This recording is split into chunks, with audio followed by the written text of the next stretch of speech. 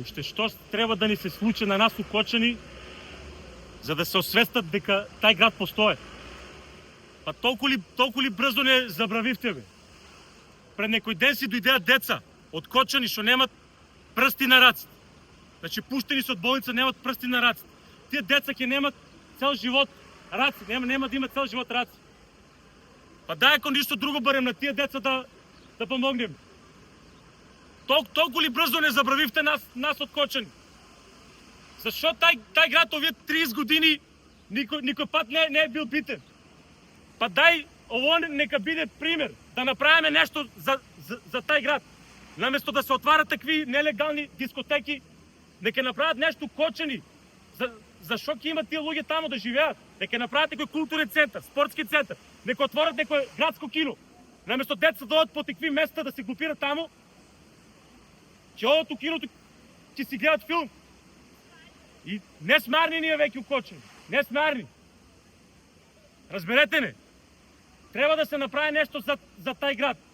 Ово што се деси, нека биде поттик. Тај град малку да заживее. Затоа што ако ништо не се преземе, работа ќе оде на многу полошо. Мора нешто да се преземе за Кочани, за да има тај народ да може да живее. На мене ми загинаа 5 другари. 5 другари ми на мен загинаа. И некои ми питат, нема ли да те биде срам што ќе бидеш врзан? Јас сам секако духовно сум врзан.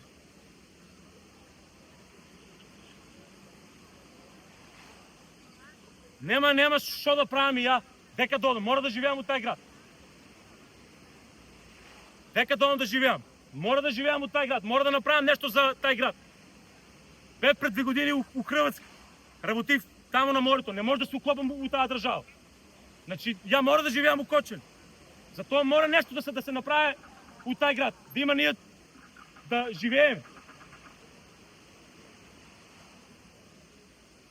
Надевам се дека ја слушнаа сите мојата порака.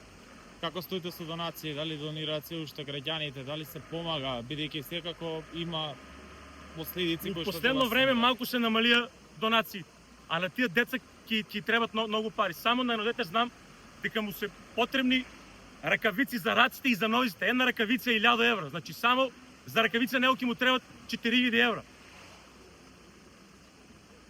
А како што гледаме, државата тие пари нема да ги обезбеди. И ако ништо друго, барем на тие деца да се соберат пари. Каков живот ќе живеат тие деца што се осакатени физички? Каков живот ќе живеат? Барем да се помогне за тие деца нека. Од кого очекувавте најголема поддршка, не ја добивте? Од главните луѓе на оваа држава. Они си знаат кои се. Луѓето што ја водат оваа држава.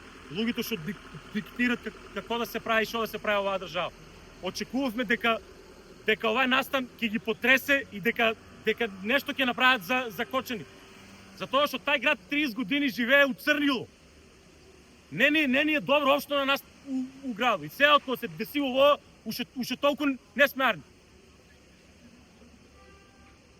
Нека слушат тие луѓе, знаат они кои се.